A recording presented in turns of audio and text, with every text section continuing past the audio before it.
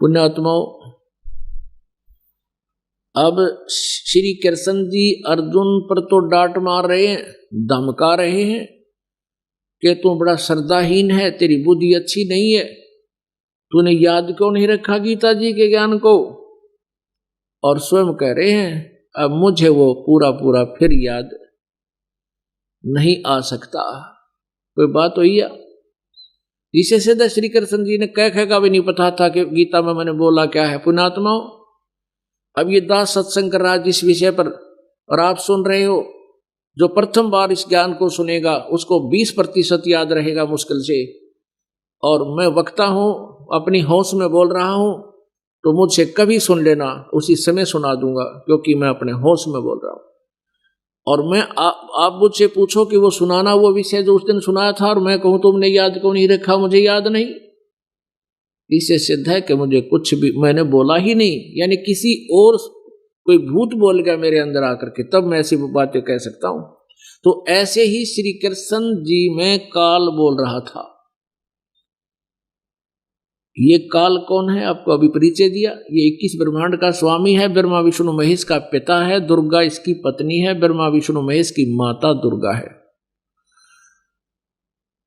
और ये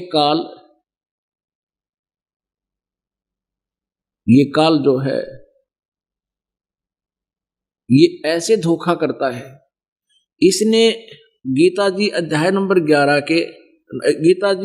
नंबर 4 के श्लोक नंबर 5 और 9 में ये स्पष्ट किया है कि अर्जुन, तेरे और मेरे बहुत जन्म हो चुके, तू नहीं जानता, मैं जानता हूं। मेरे जन्म और कर्म अलौकिक हैं, दिव्य हैं। अब कैसे कर्म दिव्य हैं? अब जैसे श्री कृष्ण में प्रवेश करके भूत की तरह, प्रेत की तरह अपना उल्लू सीधा कर गया, नाश करवा दिया। अर्जुन नटे, कृष्ण नटे, मना करे हम नहीं करते ऐसे युद्ध ना। पहले कृष्ण जी भी मना करे थे कि नहीं, ऐसा जुल्म नहीं करना चाहिए। और यहां तक प्रतिज्ञा कर ली थी महात्मा ने, श्री कृष्ण जी ने, कि मैं युद्ध नहीं करूंगा, हथियार भी नहीं उठाऊंगा, क्योंकि युद्ध नहीं चाहते थे। वो बड़े शांत प्रिय महापुरुष थे, सतोगुण भगवान है। लेकिन काल ने उसमें प्रवेश किया और अर्जुन को डराया, भयंकर रूप दिखा करके। डरते अर्जुन ने स्वीकृति दे दी, हाँ मैं आपसे सहमत हूं और युद्ध करूंगा। उसने जान लिया यदि एक बार फिर ये विराट रूप दिखा दिया, तेरा कलेजा फट जाएगा, इसलिए युद्ध करना ही उसने अपना हित समझा। तो अभी आपको दिखाते हैं इसके जन्म और कर्म कैसे अलौकिक है। ये कर्म कैसे अलौकिक करता है, देखिएगा। श्री विष्णु पुराण, गीता प्रेस, गोरखपुर से प्रकाशित। इसके संपादक कौन है? अनुवादक हैं श्री मुनीलाल गुप्त, और प्रकाशक गीता प्रेस गोरखपुर, और मुद्रक भी यही है, प्रकाशक भी यही है। अब देखना इसके 233 पृष्ठ पे, ये चतुर्थ अंश, अध्याय नंबर 2, पृष्ठ नंबर 233 पे, या नीचे आइएगा।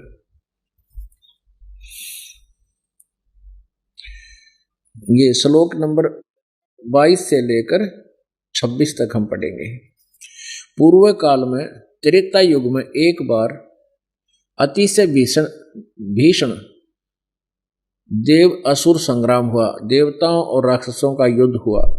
उसमें महाबलवान दैत्यगण से पराजित हुए देवताओं ने भगवान विष्णु की आराधना की। अब इन देवताओं ने आराधना तक की विष्णु की, और आ गया युग काल विष्णु रूप धारण करके। ये कहता है चतुर्भुज रूप भी बड़ी मुश्किल से अपनी कृपा से किसी किसी को दिखाता हूं। तब आदि अनंत शून्य अशेष जगतपति पालक श्री नारायण ने देवताओं से प्रसन्न होकर कहा, आप लोगों का जो कुछ भी अभिष्ट है वह मैंने जान लिया है। उसके विषय में यह बात सुनिए। राज ऋषि ससाद का जो पुरंजय नामक पुत्र है, उस अक्षत्रिय श्रेष्ठ के शरीर में मैं अंश मात्र से अवश्य अवतीर्ण होकर, यानी भूत की तरह प्रवेश कर उन संपूर्ण दैत्यों का नाश करूंगा। अतः तुम लोग पुरंजय को दैत्यों के युद्ध वध के लिए तैयार करो, यानी वहां पुरंजय को खड़ा कर लो युद्ध में, मैं उसमें प्रवेश करके सब न मार दूंगा। अब जैसे श्री कृष्ण में आकर यू काल प्रवेश कर गया और युद्ध करा दिया। कृष्ण जी तो नट रहे थे, और जब अर्जुन मना करने लगा तो श्री कृष्ण तो तुरंत कह देते चल भाई बहुत अच्छा, नहीं लड़ते। तो उसमें यू काल प्रवेश कर गया श्री कृष्ण में, और वो अपना उल्लू सीधा करने के लिए उसको डरा धमका के और युद्ध करवा दिया। तो इस प्रकार ये कहता है कि मैं उनके अंश मात्र से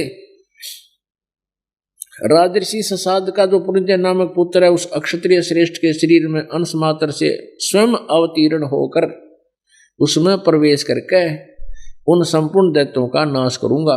अतः तुम लोग पुरंजय को दैत्यों के वध के लिए तैयार करो।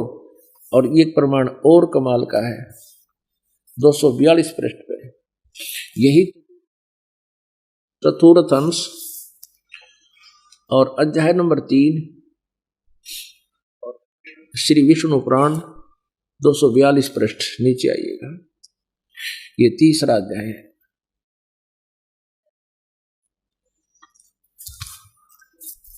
पूर्व काल में रसातल में मौने नामक 6 करोड़ गंधर्व रहते थे। उन्होंने समस्त नागकुल के प्रधान रतन और अधिकार छीन लिए थे। गंधर्वों के पराक्रम से अपमानित उन नागेश्वरों द्वारा स्तुति किए जाने पर उसके श्रवण करने से जिनकी विकसित कमल सदृश आंखें खुल गई हैं, निंद्रा के अंत में जो जागे हुए उन जलसाई भगवान सर्वेश्वर को प्रणाम करके उनसे नागगण ने कहा, यानी विष्णु रूप में आ गया यू काल, भगवान इन गंधर्वों से उत्पन्न हुआ हमारा भय किस प्रकार शांत हो। तब आदि अनंत रहित भगवान पुरुषोत्तम ने, अब ये वक्ता इस काल को कभी पुरुषोत्तम और कभी कुछ भी कहा, कुछ भी कहो, लेकिन ये काल के विषय में जानकारी समझो। अब आदि अंत रहित भगवान पुरुषोत्तम ने कहा, इस काल ने कहा विष्णु रूप में प्रकट होकर, क्योंकि ये विष्णु पुराण चल रहा है। योनासव के पुत्र मानधाता का जो पुरुकुत्स नामक जो पुत्र है उसमें प्रविष्ट होकर मैं भूत की तरह प्रवेश करूंगा उसमें, और उन संपूर्ण दुष्ट गंधर्वों का नाश कर दूंगा। योनासव के पुत्र मानधाता का जो यह पुरुकुत्स नामक पुत्र है उसमें प्रविष्ट होकर मैं उन संपूर्ण दुष्ट गंधर्वों का नाश कर दूंगा। पुणात्माओं, ये गीता ज्ञानदाता कह रहा है कि मेरे जन्म और कर्म दिव्य हैं। मैं अब कर्म दिव्य ऐसे हैं कि ये स्वयं किसी के सामने नहीं आता। अभी आपने गीता जी अध्याय नंबर 7 के श्लोक नंबर 24 और 25 में आंखों पढ़ा और दास से सुना। और ये ऐसे कर्म करता है किसी दूसरे में प्रवेश करके, और सब कुछ करना वो कर जाता है, और स्वयं किसी के समक्ष अपने यथार्थ रूप पर नहीं आता। ये कहता चतुर्भुज रूप में भी मैं कभी किसी पर अनुग्रह करके बेशक दर्शन दे दूं, ना कोई जप से, ना तप से, ना क्रिया से, ना दान से, यानी भले के लिए तो मैं किसी दर्शन दूं को ना, अपनी मर्जी से किसी दर्शन दे दूं अनन्य भगत ने। अब जैसे देवताओं ने प्रार्थना की, विष्णु रूप में आ गया, वो ना वेदों आधार थी ना किसी और यज्ञ किया उन्होंने, सिर्फ प्रार्थना करते रहे। इसने नाश करवाना ही था और करना ही था। तो पहले तो कहता है उसमें ससाद के पुत्र पुरंजय में प्रवेश करके राक्षस मार दिए, और इसमें पुरुकुष्ट में प्रवेश होकर और उनका गंधर्वों का नाश कर गया स्वयं प्रवेश करके। ऐसे कहता मेरे कर्म अलौकिक है, अद्भुत हैं, तुम नहीं जान सकते। अपने आत्माओं, ये एक तत्व ज्ञान है। ये पवित्र श्रीमद् भगवद गीता लगभग 5000 वर्ष से पहले 5500 वर्ष के आसपास ये लिपिबद्ध की गई थी, और पवित्र हिंदू धर्म इसको शिरोधार्य मानता है और बहुत ही उत्तम शास्त्र है। लेकिन इसमें वास्तविकता क्या है ये नहीं परिचित थे, इसको नहीं जान सके। और पुण्यात्मा अपने घर में औषधियों की बुक रखी है और वो बहुत ही अच्छी जानकारी है, लेकिन हम समझ नहीं सके।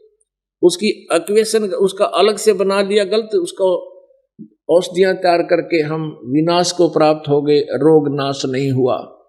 तो अब इस दास के ऊपर कृपा की परमात्मा ने, ये वही अनमोल सदग्रंथ श्रीमद् भगवत गीता अपने पास है, हम सभी शिक्षित हैं। इस शिक्षा का अब हम लाभ उठाएंगे और परमात्मा पाएंगे। अपनात्मा प्रमाण के बिना आप नहीं मान सकते, क्योंकि लोकवेद आप जी ने बहुत सुन रखा है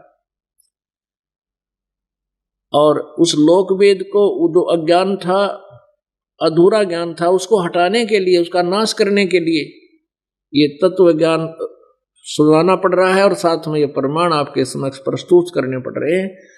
और फिर आप इस तत्व ज्ञान को स्वीकार करके अपना कल्याण करा पाओगे। अब एक और प्रमाण देते हैं कि महाभारत में प्रमाण है कि श्री कृष्ण जी ने कौरवों की सभा में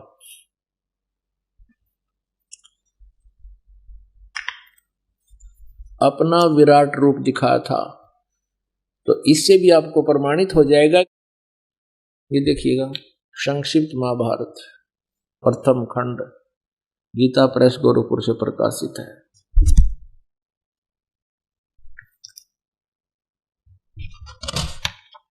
इसके वही संपादक हैं जयदयाल गोविंद का, अनुवादक भी, संशोधक और संपादक, और गीता प्रेस गोरखपुर से प्रकाशित है। ये देखिएगा, गीता प्रेस गोरखपुर से प्रकाशित है और मुद्रित है। इसके पृष्ठ नंबर 544 और 45 पर आपको दिखाते हैं। ये है उद्योग पर्व। उद्योग पर्व है दुर्योधन की कुमंत्रणा, भगवान का विश्व रूप दर्शन और कौरव सभा से प्रस्थान। ये 543 पृष्ठ से हम प्रारंभ करते हैं। यहां से दुर्योधन की कुमंत्रणा, भगवान का विश्व रूप दर्शन यानी विराट रूप दिखाना और कौरवों की सभा से प्रस्थान। ठीक है, हम अपने काम की चीज पढ़ेंगे, ज्यादा अक्षर पढ़ना तो घर पे आपके अवश्य रखे होंगे। ये 544 पे इसके बाद विदुर जी बोले, दुर्योधन तुम मेरी बात सुनो। देखो, श्री कृष्ण को कैद करने का विचार नरकासुर ने भी किया था, किंतु सब दानों के साथ मिलकर भी वह ऐसा नहीं कर सका। फिर तुम इन्हें अपने बलबूते पर पकड़ने का साहस कैसे करते हो? विदुर जी का वक्तव्य समाप्त होने पर भगवान श्री कृष्ण ने कहा, दुर्योधन तुम जो अज्ञानवश ये समझते हो कि मैं अकेला हूं और मुझे दबाकर कैद करना चाहते हो, सो शायद याद रखो समस्त पांडव और वर्षणी तथा अंधकवंशीय यादव भी यही हैं। वे ही नहीं, आदित्य, रुद्र, वसु और समस्त महर्षिगण भी यही मौजूद हैं। ऐसा कहकर शत्रुदमन श्री कृष्ण ने अट्टहास किया। तब तुरंत ही उनके सब अंगों से बिजली सी कांति वाले अंगुष्ठा आकार सब देवता दिखाई देने लगे।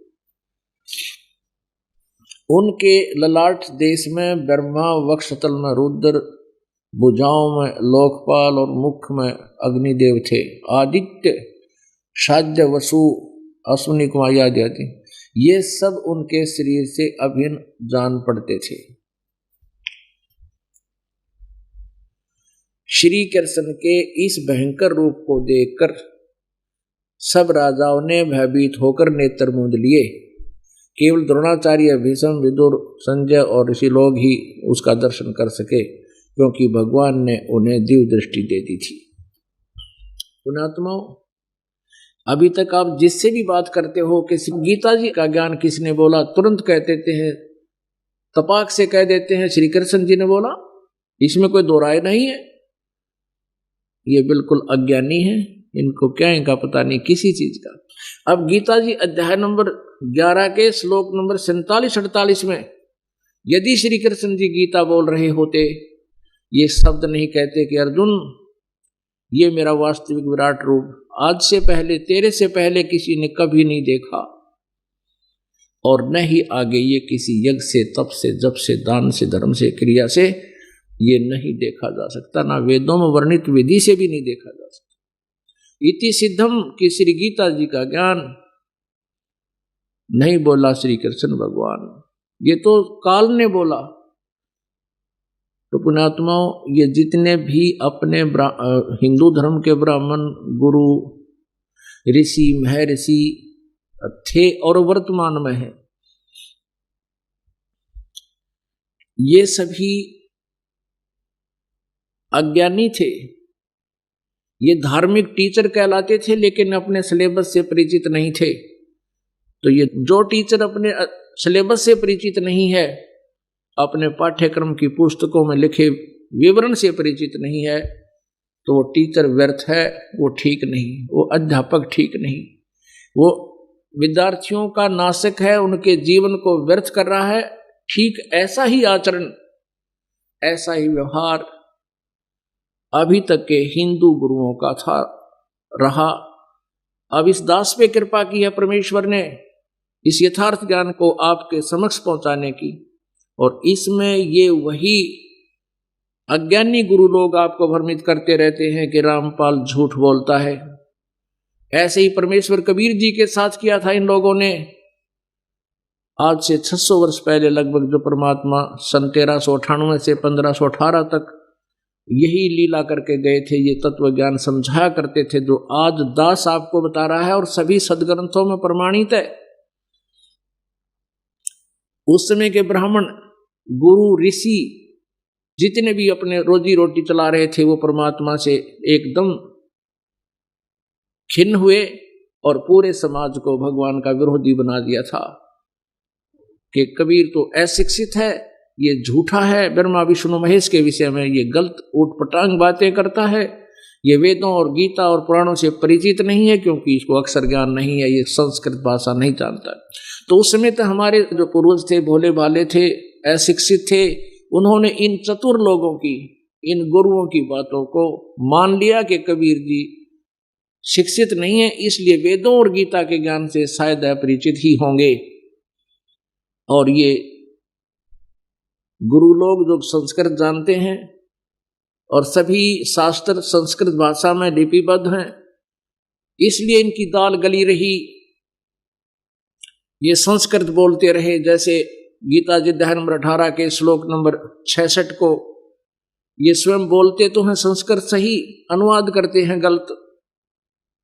सर्वधर्मान परित्यज्य एकम शरणं व्रज अहम तवा सर्व पापेभ्यः मोक्षामि मा शुच। ये न्यों का नो संस्कृत तो ठीक बोल देते हैं, अनुवाद करते हैं कि तू सब कर्मों का आश्रय त्याग कर मुझ एक सर्वशक्तिमान शरण में आ। अरे व्रज माने जाना होता, आना नहीं होता। ऐसे ही आप जी को भ्रमित कर रहे हैं। इन अज्ञानियों से आपने स्वयं निपटना है, इनसे दूर हटना है और यथार्थ ज्ञान को पहचानना है। इसका अर्थ बनता है, गीता ज्ञानदाता कहता है कि सर्व धर्मान परित्यज्य माम, मेरे सतर की जितनी भी साधनाएं हैं, धार्मिक क्रियाएं हैं जो तूने की हैं, जैसे वेदों में वर्णित ब्रह्म जो है, ओम नाम ब्रह्म का है, ओम नाम का जाप, 500 यज्ञ, दान, धर्म, ये तूने किए हैं, मेरे सतर के मुझ में छोड़ दे, फिर मैं तुझे यहां से मुक्त कर दूंगा अपनी कैद से, अपने जाल से। उसके बाद तू उस सर्वशक्तिमान की शरण में जा। एकम माने अद्वितीय, जिसके समान कोई दूसरा ना हो, अर्थात उस समर्थ, उस परमेश्वर की शरण में जा जिसकी कृपा से तू परम शांति को तथा सनातन परम धाम को, यानी शाश्वतम स्थानम, सनातन परम धाम को प्राप्त हो जाएगा। इससे सीधा गीता ज्ञान दाता, जैसे गीता जी अध्याय नंबर 18 के श्लोक नंबर 62 में कहा कि अर्जुन तू सर्वभाव से उस परमेश्वर की शरण में जा जिसकी कृपा से तू परम शांति को और सनातन परम धाम को यानी शाश्वतम स्थान को यानी जहां जाने के बाद फिर कभी मृत्यु नहीं होती उसको प्राप्त हो जाएगा। उसी को सेकंड किया गीता जी अध्याय नंबर 18 के श्लोक नंबर 66 में कि उसकी शरण में जाना है तो सर्व धर्मान परित्यज माम एकम शरणम व्रज, मेरे सत्र के सभी पूजाओं को त्याग कर तू केवल उस एक सर्वशक्तिमान की शरण में चला जा। व्रज माने जाना होता है, आना नहीं होता। फिर कहता तब मैं तुझे अहम तवा सर्व पापे भय मोक्षामि मासुच, फिर मैं तुझे अपने जो मेरे लोक में तुझे दंड भोगने पड़ते थे कुत्ता गधा सुअर बनकर, क्योंकि हम क्या करते थे, हम क्या करते रहे, ओम नाम के जाप की जो भी साधना कमाई जो भक्ति शक्ति बनती थी और यज्ञ धर्म आदि जो हम करते थे, हम स्वर्ग में या ब्रह्मलोक में जाकर उसको नष्ट कर देते थे। हमारे ऊपर ये पापों का दंड ज्यों का त्यों रह जाता था और हम फिर कुत्ते गधे सुअर बनकर यहाँ कष्ट उठाते रहते थे।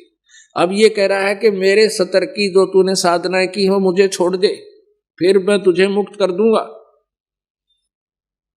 मेरे लोक में तू रहा है और इसका किराया दे मुझको, तो उसका ये किराया है, इसका ये भाड़ा है, इसके होटल का ये बिल हम चुकता कर देंगे, फिर हमें बंधक नहीं रखेगा ये। तो फिर हम अपने भगवान के पास सतलोक में चले जाएंगे, जहां जाने के बाद फिर कभी मृत्यु नहीं होती, वहां सदा युवा शरीर रहता है। ऐसी ही सृष्टि है। अपने आत्माओं अभी तक श्री कृष्ण जी को ये भोले श्रद्धालु और इनके गुरु क्या बता रहे हैं कि ये अखिल ब्रह्मांड का नायक है, यानी सब ब्रह्मांडों का स्वामी है। और फिर ये भी कहते हैं कि ये श्री कृष्ण विष्णु जी ही स्वयं हैं। और फिर ये भी कहते हैं ये कि रजगुण ब्रह्मा जी है, सतगुण विष्णु जी है, तमगुण शिव जी है। इनके ज्ञान का कोई आधार नहीं। एक तरफ तो कहते हैं कि अखिल ब्रह्मांड का स्वामी, जगत गुरु, परमेश्वर, सबका मालिक, पूर्ण अवतार। और फिर किसी ने प्रश्न किया क्या ब्रह्मा विष्णु महेश जी की मृत्यु होती है? तो ये चतुर लोग गुरु उत्तर देते हैं मृत्यु तो नहीं कह सकते, इतना अवश्य है कि ये तीनों देवता जब सर्ग समाप्त होता है ये विराट परमात्मा में विलीन हो जाते हैं, फिर सर्ग प्रारंभ होता है, ये फिर प्रकट हो जाती है। और ये और क्या हो गया फिर, या जन्म मृत्यु नहीं हुई? चल ऐसे ही हम ला लें तो भी जन्म मृत्यु है इनकी, लेकिन ये ज्ञान तो परिचित है नहीं। अपनी चतुरता से दुनिया को भ्रमित करना खूब जानते हैं।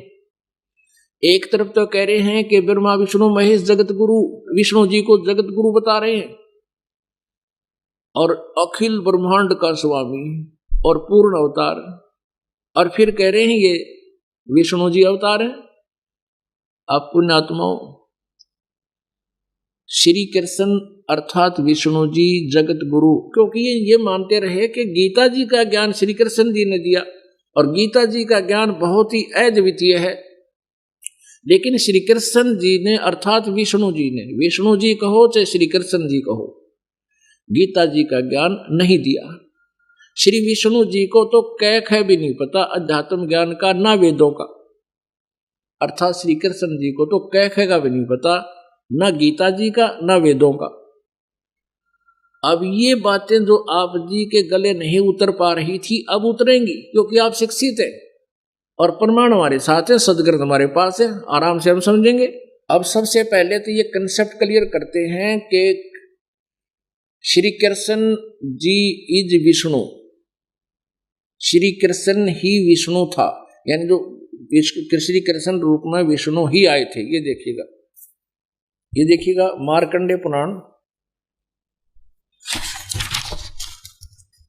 मार्कंडेय पुराण गीता प्रेस गोरखपुर से प्रकाशित है।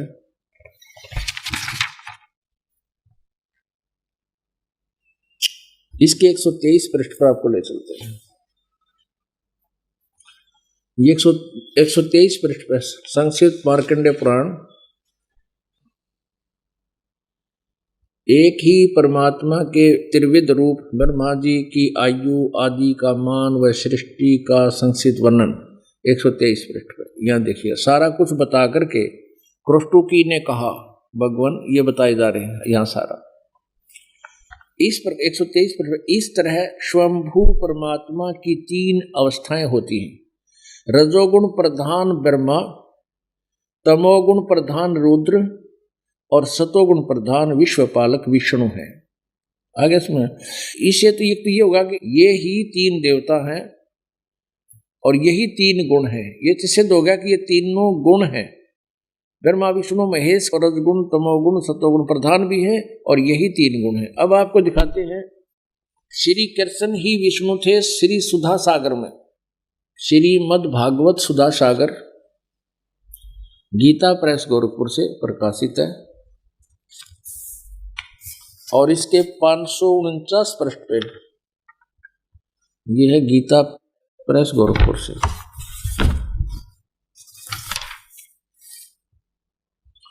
प्रकाशक एवं मुद्रक है गीता प्रेस गोरखपुर, गोविंद भवन कार्यालय कोलकाता का संस्थान। इसके 549 पे आपको ले सकते हैं, 549 पृष्ठ पे 10वें स्कंध अध्याय 3। जिसमें भगवान के आविर्भाव का अवसर आया, जन्म का अवसर आया, और आविर्भाव माने जन्म। स्वर्ग में देवताओं की दुंदुभियां अपने आप बज उठी। उसी समय सबके हृदय में विराजमान भगवान विष्णु देव रूपिणी देवकी के गर्भ से प्रकट हुए, जन्म लिया। विष्णु जी ही श्री कृष्ण रूप में प्रकट हुए। अभी हमने सिर्फ इतना ही लेना है कि श्री विष्णु ही देवकी के गर्भ में प्रकट हुए, श्री कृष्ण ही विष्णु है। अब श्री विष्णु अर्थात श्री कृष्ण जी जगत गुरु हैं या अज्ञानी हैं, ये अपने सदग्रंथ ही प्रमाणित करेंगे। देखिएगा, श्रीमद् देवी भागवत गीता प्रेस गोरखपुर से प्रकाशित है। श्रीमद् देवी भागवत संक्षिप्त सचित्र मोटा टाइप हिंदी, केवल हिंदी। संपादक हनुमान प्रसाद पोदार, चिमनलाल गोस्वामी। प्रकाशक एवं मुद्रक है गीता प्रेस गोरखपुर, गोविंद भवन कार्यालय कोलकाता का संस्थान। इसके 28 पृष्ठ पर प्रथम स्कंद में पहला स्कंद संक्षिप्त देवी भागवत पृष्ठ 28 पे नारद जी और व्यास जी का संवाद है। नारद जी ने कहा, महाभाग व्यास जी, तुम इस विषय में जो पूछ रहे हो ठीक यही प्रश्न मेरे पिताजी ने यानी ब्रह्मा जी ने भगवान श्री हरि से अर्थात विष्णु जी से किया था। अब विष्णु जी समझो चाहे श्री कृष्ण जी, देवा अधिदेव भगवान जगत के स्वामी हैं। लक्ष्मी जी उनकी सेवा में उपस्थित रहती हैं। दिव्य कौष्टमणि उनकी शोभा बढ़ाती है। वे शंख चक्र गदा लिए रहते हैं, पीताम्बर धारण करते हैं। 4 भुजाएं हैं, वक्षतल पर श्री वत्स का चिन्ह चमकता रहता है। वे चराचर जगत के आश्रय दाता हैं और जगत गुरु एवं देवताओं के भी देवता हैं। यह भूल सभी का पड़ रही है। श्री कृष्ण अर्थात विष्णु जी को जगत गुरु कह रहे हैं। ऐसे जगत प्रभु भगवान श्री हरि महान तप कर रहे थे, उनकी समाधि लगी थी। ये महान तप करना भी काल प्रेरणा ही है, वेदों और गीता में नहीं है। यह देखकर मेरे पिता ब्रह्मा जी को बड़ा आश्चर्य हुआ।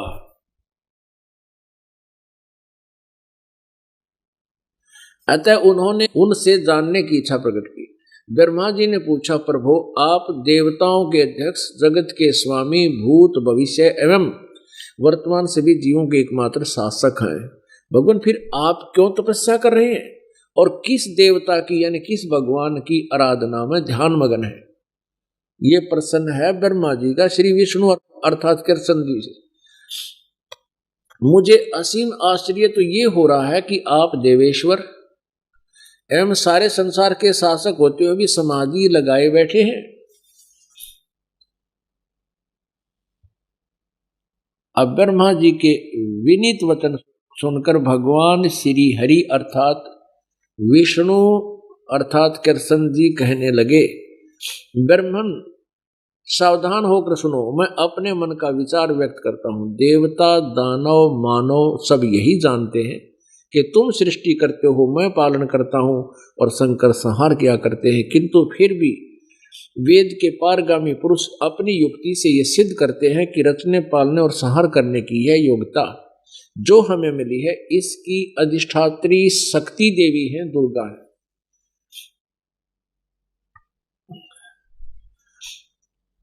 वे कहते हैं कि संसार की सृष्टि करने के लिए तुम में राजसी शक्ति का संचार हुआ है, मुझे सात्विक शक्ति मिली है और रुद्र में तामसी शक्ति का आविर्भाव हुआ है। इससे भी यह विशद हो गया कि रजगुण ब्रह्मा जी, सतगुण विष्णु जी, तमगुण शिव जी हैं।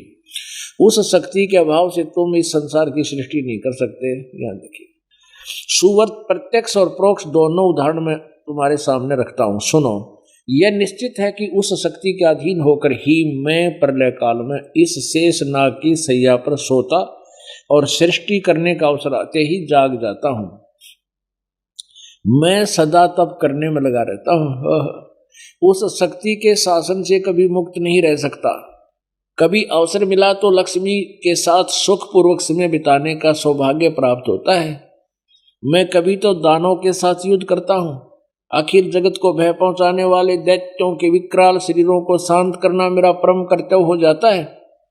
और यहां कमाल कर दिया, निष्कर्ष दे दिया भगवान विष्णु अर्थात श्री कृष्ण जी ने, मुझे सब प्रकार से शक्ति यानी दुर्गा के अधीन होकर रहना पड़ता है। उन्हीं भगवती शक्ति का मेरा निरंतर ध्यान किया करता हूं, यानी उसी की पूजा करता हूं, दुर्गा की।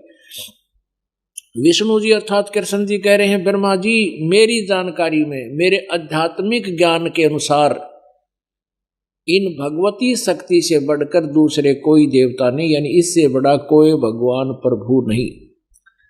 अपने आत्मा इससे स्पष्ट हो गया कि श्री कृष्ण जी अर्थात श्री विष्णु जी जगत गुरु नहीं थे। इनको वेदों के बारे में कह का भी ज्ञान नहीं था, अध्यात्म ज्ञान से बिल्कुल परिचित नहीं थे। अब श्री कृष्ण जी अर्थात विष्णु जी कह रहे हैं कि मेरे आध्यात्मिक नॉलेज में, आध्यात्मिक ज्ञान के अनुसार जितना मुझे पता है, मेरी जानकारी में दुर्गा से ऊपर कोई भगवान नहीं। और दुर्गा क्या कह रही है, इसी देवी पुराण के 7वें स्कंद में 562 पृष्ठ पर देखिएगा। ये 7वां स्कंद और संक्षिप्त देवी भागवत 562 पृष्ठ, देवी के द्वारा हिमालय को ज्ञानोपदेश और ब्रह्म स्वरूप का वर्णन। श्री देवी जी कहने लगी, पर्वतराज यहां से देखो, उस ब्रह्म का क्या स्वरूप है यह बतलाया जाता है, जो प्रकाश स्वरूप सबके अत्यंत समीप में स्थित हृदय रूप गुहा में स्थित होने के कारण गुहाचर नाम से प्रसिद्ध और महान पद अर्थात परम प्राप्य है। वह समस्त प्रजा के ज्ञान से परे है, अर्थात किसी की बुद्धि में आने वाला नहीं है, यह तुम जानो। जो परम प्रकाश रूप है, जो सूक्ष्म से भी अत्यंत सूक्ष्म है, जिसमें संपूर्ण लोक और उन लोकों में निवास करने वाले प्राणी सचित हैं, वही ये अक्षर ब्रह्म है, वही सबके प्राण है, वही सबकी वाणी है और वही सबके मन है। यह परम सत्य और अमृत अविनाशी तत्व है। सौम्य उस वेदने योग्य लक्ष्य का तुम वेदन करो, मन लगाकर उसमें तन्मय हो जाओ। सौम्य उपनिषद में कथित महान अस्त्र रूप धनुष लेकर उस पर उपासना द्वारा तीक्ष्ण किया हुआ बाण संधान करो और फिर भावानुगत चित्त के द्वारा उस बाण को खींचकर उस अक्षर रूप ब्रह्म को ही लक्ष्य बनाकर वेदन करो। अब क्या कह रही है दुर्गा कि उस ब्रह्म की पूजा करो। अब ये बोल तो रही अक्षर पुरुष यानी पूर्ण परमात्मा का की तरफ, और नाम बता रही है ब्रह्म का। प्रणव यानी ओम धनुष है, जीवात्मा बाण है, और ब्रह्म को उसका लक्ष्य कहा जाता है। यानी ओम नाम जप ब्रह्म को पाने का उद्देश्य रख। सीधी सी बात। आगे देखिए, अब दुर्गा कहती है मेरी पूजाएं भी नहीं करनी, सब बातें छोड़ दो, उस एकमात्र परमात्मा को ही जाने, दूसरी सब बातों को छोड़ दे। यही अमृत रूप परमात्मा के पास पहुंचाने का वाला पुल है। संसार सागर से पार होकर अमृत स्वरूप परमात्मा को प्राप्त कराने का यही सुलभ साधन है। जिस प्रकार रथ के चक्कर में लगे आ रहे हैं, यहां देखो, इस आत्मा का गीता दुर्गा कहती है सब बातें छोड़ दे, मेरी पूजा भी नहीं करनी। इस आत्मा का ओम के जप के साथ ध्यान करो, या परमात्मा लिखना चाहिए। इससे अज्ञान में अंधकार से सर्वथा परे और संसार सागर से उस पार जो ब्रह्म है, ओम का जाप कर ब्रह्म को प्राप्त हो जाओगे, तुम्हारा कल्याण हो। और यहां कमाल, वो कहाँ रहता है ब्रह्म? ओम नाम के जाप से तुम कहां जाओगे? वह यह सबका आत्मा ब्रह्म ब्रह्मलोक रूप दिव्य आकाश में स्थित है। ऊपर ब्रह्मलोक में रहता है ये ब्रह्म, और उसका ओम नाम है, उसकी जाप करोगे वो वहां ऊपर रहता है, उसको प्राप्त हो जाओगे, ब्रह्मलोक में चले जाओगे।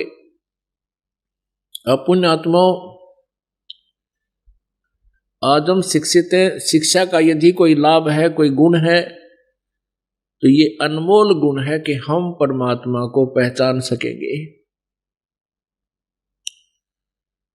हम परमात्मा की परिभाषा को स्वयं समझेंगे और देखेंगे उनके इतिहास में, और फिर हम परमात्मा को पहचान लेंगे। श्री विष्णु जी अर्थात कृष्ण जी कह रहे हैं कि मैं तो दुर्गा से ऊपर कोई परमात्मा नहीं जानता, मुझे पता नहीं।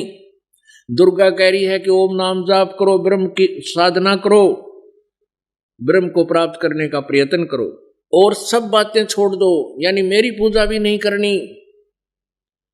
और दुर्गा ब्रह्म को फाइनल मान रही है। अब ब्रह्म क्या कहता है? श्रीमद् भगवत गीता में ये ब्रह्म अर्थात सरपुरुष कहो, इसे काल कहो। ये काल बोल रहा है किस ब्रह्मांड का स्वामी, ब्रह्मा विष्णु महेश का पिता, दुर्गा का पति। श्रीमद् भगवत गीता को ये काल बोल रहा है, ब्रह्म बोल रहा है। श्री कृष्ण में प्रवेश करके ये प्रमाणित हो चुका है आपके समक्ष। अब वो क्या कह रहा है? वो कहता है कि गीता जी अध्याय नंबर 8 के श्लोक नंबर 13 में कि ओम इति एक अक्षरम ब्रह्म व्यवहारन माम अनुसमरण ये प्रियाति तदम देहम सयाति परमाम गतिम। माम ब्रह्म मानी मुझ ब्रह्म का ओम, यह केवल ओम एक अक्षर है, उच्चारण करके सिमरण करता हुआ यह प्रियाति तजन देहम, सो जो शरीर छोड़कर जाता है, सयाति परमाम गतिम, वो ओम से मिलने वाली गति को, वो श्रेष्ठ गति है। ओम से मिलने वाली परम गति कौन सी है? ब्रह्मलोक प्राप्ति, उसको प्राप्त हो जाएगा। और गीता जी अध्याय नंबर 8 के श्लोक नंबर 16 में कहा कि ओम के जाप करने वाले ब्रह्म साधक ब्रह्मलोक जाते हैं। ब्रह्मलोक पर्यंत सभी लोक पुनरावर्ती में है, यानी वहां गए हुए भी प्राणी पूर्ण मोक्ष प्राप्त नहीं कर सकते, उनकी भी जन्म और मृत्यु दुर्गति ज्यों की तो बनी रहेगी, भले ही उनका स्वर्ग समय अधिक हो सकता है। अब गीता ज्ञानदाता क्या कहता है 18वें अध्याय के 62वें श्लोक में कि अर्जुन तू सर्वभाव से उस परमेश्वर की शरण में जा, उसकी कृपा से ही तू परम शांति और शाश्वतम स्थानम सनातन परम धाम सदा रहने वाला लोक जो कभी नाश में नहीं आता, और वहां गए हुए प्राणी कभी लौटकर वापस संसार में नहीं आते, उसको प्राप्त कर लेगा। उस परमात्मा की शरण में जा। गीता ज्ञानदाता ने उसके लिए ऑप्शन छोड़ दिया है अध्याय नंबर 4 के श्लोक नंबर 34 में पहले तो गीता ज्ञान दाता ने गीता जी अध्याय नंबर 4 के श्लोक नंबर 25 से लेकर 31 तक बताया है कि कोई देवताओं की पूजा करता है और कोई यज्ञ करता है, कोई स्वाध्याय ही करता है, कोई तीक्ष्ण व्रत रखता है, कोई तीक्ष्ण अहिंसावादी व्रत करता है, जैसे मुंह पर पट्टी बांध ली नंगे पांव घूमते हैं।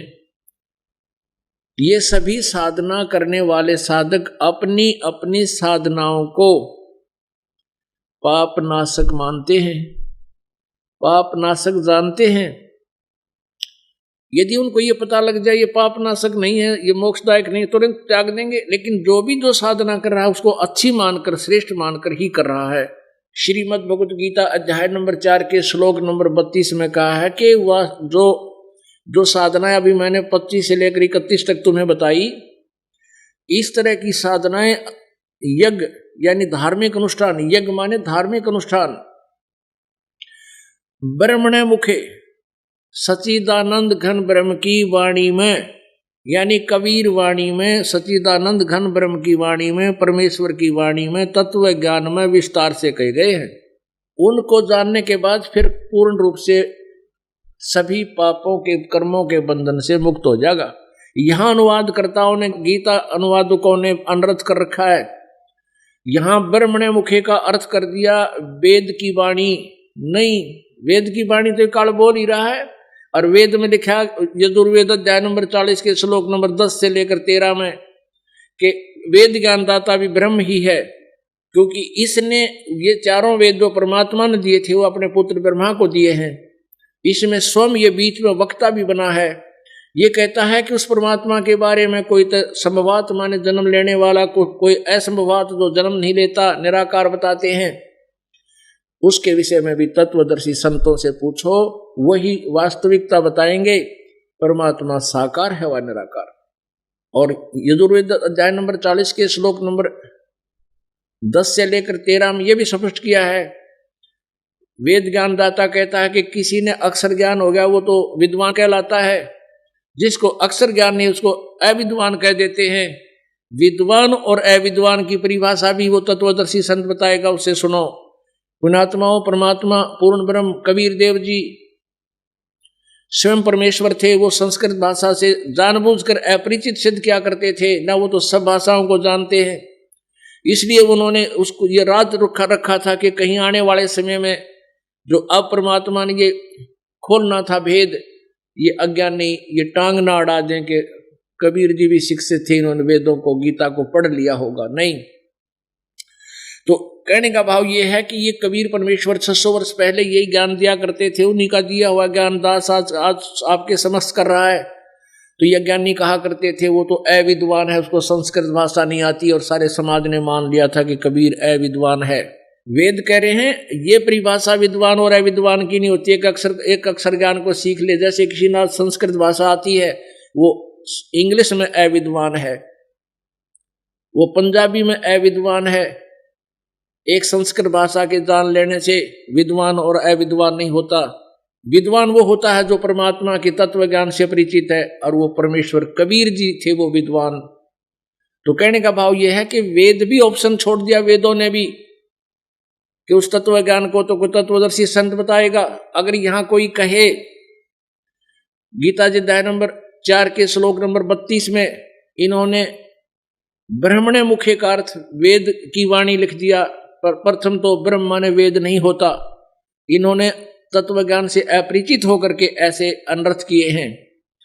ब्रह्म तो समझो परमात्मा है, वेद उसका विधान है। राजा का अर्थ विधान संविधान नहीं किया जा सकता।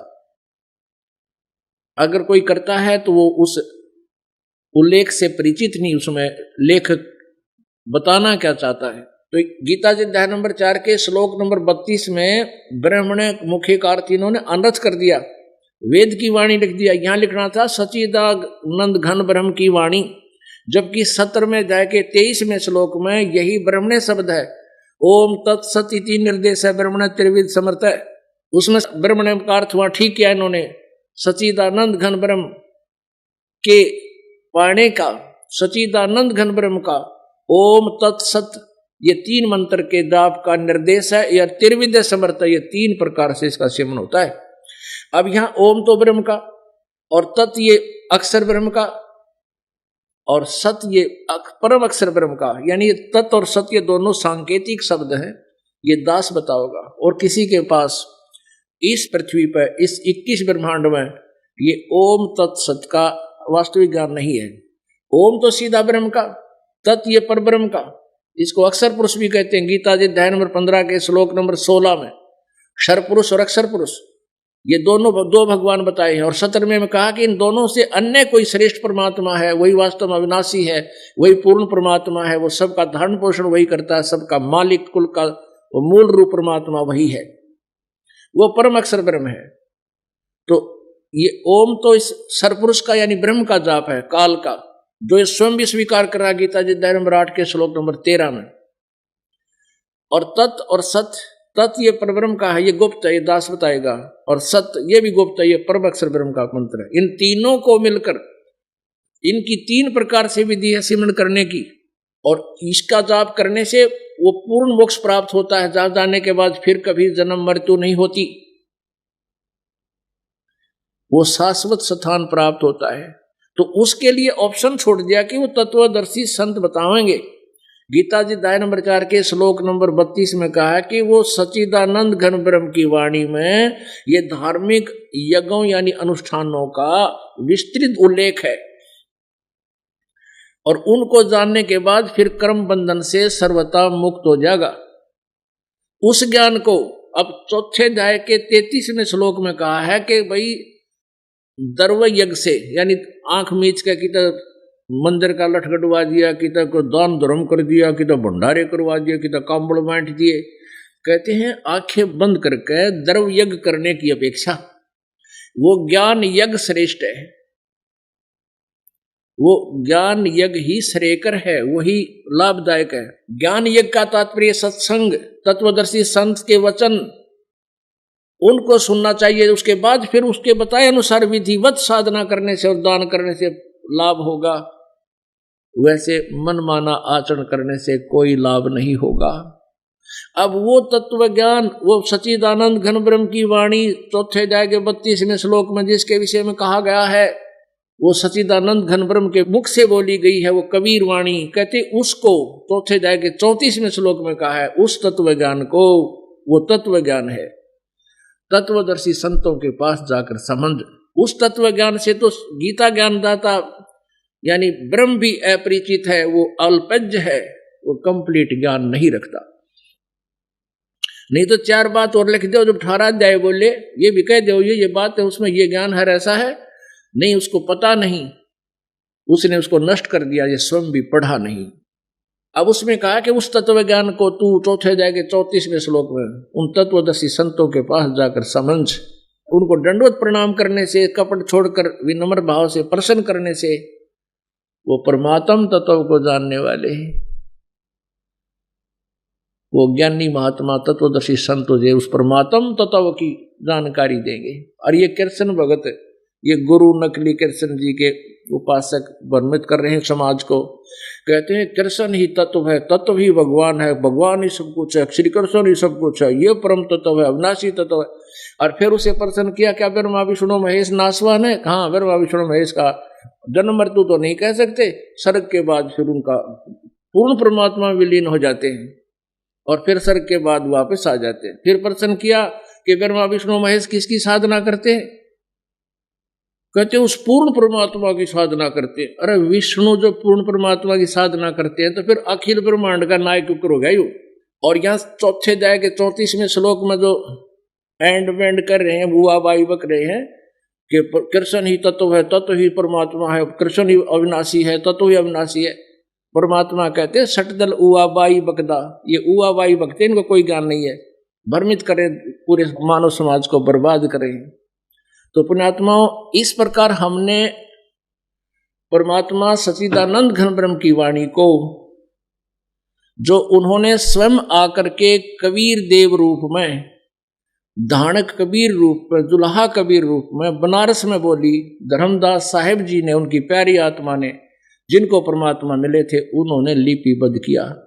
उसके अंदर ये विशेष रहस्य और सब ज्ञान प्रमाणित है, सब प्रकार के यज्ञ कौन से करने चाहिए, कौन से ना करने चाहिए, और कौन सी साधना सही है, वो सब स्पष्ट लिखा हुआ है। आज इस दास के पास वो सब मसाला उपलब्ध है, वो जड़ी उपलब्ध है जिससे जन्म और मृत्यु का रोग कटेगा और सदा हम सतलोक में जाकर सुखी रहेंगे। उसको प्राप्त करो, अपना कल्याण कराओ। बोलो सतगुरुदेव। परम पिता परमात्मा पूर्ण ब्रह्म परम अक्षर ब्रह्म सारी सृष्टि के रचनहार कबीर देव जी हैं, कबीर साहब हैं, कबीर परमेश्वर हैं।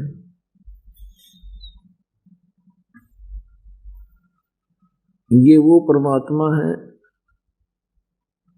जो हमारे पापों का नाश कर सकते हैं, हमारे प्रारब्ध कर्मों को भी ये समाप्त कर सकते हैं जो हमें दुखदाई हो।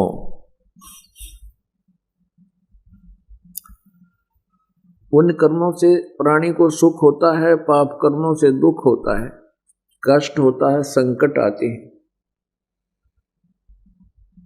संकट निवारण के लिए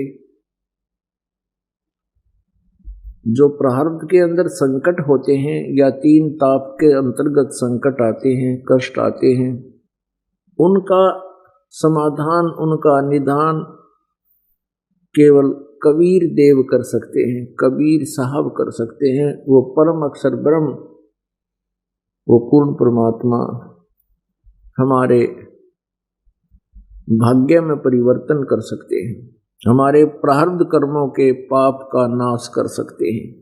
किसी भी प्रकार का कोई भी पाप हो, उन सब का नाश केवल कबीर देव, कबीर साहब, परम अक्षर ब्रह्म, पूर्ण परमात्मा ही कर सकते हैं। यही परमात्मा परमेश्वर अपने सनातन परम धाम से गति करके सत्यलोक से चलकर यहाँ आते हैं और यहाँ काल ने अपने नकली गुरुओं द्वारा अपने तक अज्ञान से सीमित कर रखे उन ऋषियों महर्षियों द्वारा पूरे मानव समाज को तत्व ज्ञान से अपरिचित रखा हुआ होता है और लोक वेद पर आधारित किया हुआ होता है। आज सुबह भी यही बताया था कि काल भगवान को, जो यहाँ 21 ब्रह्मांड का स्वामी है, इसने भयंकर गलती की थी सतलोक में, जिस कारण से इसको श्राप लगा हुआ है। 1 लाख मानव शरीरधारी प्राणियों का नित आहार करता है। उसके लिए इसने अपने 3 पुत्रों को यहाँ का प्रबंधक बना रखा है, एक विभागीय मंत्री बना रखा है और तीनों पुत्रों को एक गुण युक्त किया हुआ है। श्री ब्रह्मा जी इस काल भगवान के ये ज्येष्ठ पुत्र हैं और ये रजगुण युक्त हैं, और श्री विष्णु जी ये काल भगवान के जो दुर्गा से उत्पन्न किए हैं इसने, यानी दुर्गा श्री ब्रह्मा जी, श्री विष्णु जी, श्री शिव जी की माता है, और ये काल भगवान जो गीता ज्ञान दे रहा है श्री कृष्ण में प्रवेश करके, ये इनका पिता है।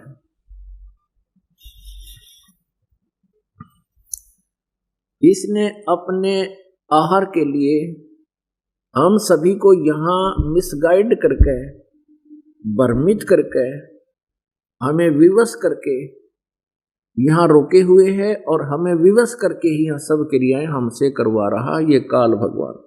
दुर्गा ब्रह्मा जी, विष्णु जी और शिव जी की माता है। ये इस काल अर्थात सरपुरुष, जिसे ब्रह्म भी कहते हैं, उसकी पत्नी है, और इन दोनों के संयोग से श्री ब्रह्मा जी, श्री विष्णु जी, श्री शिव जी की उत्पत्ति हुई है। इस काल भगवान ने अपने आहार के लिए इन तीनों को एक एक गुण युक्त कर रखा है, और इनसे निकल रही तरंगे हम सभी को प्रभावित कर रही है। जैसे अपनी संचार प्रणाली के अंदर एक टावर होता है, वो टावर एक स्थान पर होता है और उससे निकल रही तरंगें, उसकी जितनी भी रेंज है उसमें प्रभाव डाल रही हैं और मोबाइल फोन उससे क्रियावान है। ठीक इसी प्रकार ये तीनों, श्री ब्रह्मा जी रजगुण, श्री विष्णु जी सतगुण, श्री शिव जी तमगुण, ये तीनों देवता, ये काल के पुत्र, दुर्गा के पुत्र, अपने अपने लोकों में वहां रहते हैं। ब्रह्मा जी ब्रह्मालोक में, विष्णु जी विष्णुलोक में, शिव जी शिवलोक में। और वहां से इनके शरीर से निकल रही तरंगें इन तीन लोक के प्राणियों को प्रभावित कर रही है। पृथ्वी लोक, स्वर्ग लोक जिसे इंद्र का लोक भी कहते हैं, और नीचे पाताल लोक, इन तीन लोकों के प्राणियों को ये प्रभावित करते हैं। जिस कारण से रजोगुण से प्रभावित होकर के सभी प्राणी संतानों उत्पत्ति करते हैं। ये जीव के बस की बात नहीं। इन गुणों में इतनी प्रबल पावर है, इतनी प्रबल शक्ति है कि जीव इनसे अछूता नहीं रह सकता, इन पर कंट्रोल नहीं कर सकता। जिस कारण से सभी प्राणी संतानों उत्पत्ति करते हैं, ये विवश है। उसके बाद फिर यहाँ की जो सुख सुविधाएं की आवश्यकता है महसूस करता है, फिर ठाठ बाट यहाँ के ढूंढता है। यह भी रजोगुण से प्रभावित होकर ही ये प्राणी करता है। जो श्री ब्रह्मा जी रजोगुण के कारण है, उसका प्रभाव है। दूसरा श्री विष्णु जी सतगुण है, और श्री विष्णु जी से निकल रही तरंगें हम सभी को यहां एक दूसरे में मोह पैदा करते हैं। संतान में मोह, संपत्ति में मोह, मित्र प्यारों में ममता, ये जीव के बस की बात नहीं।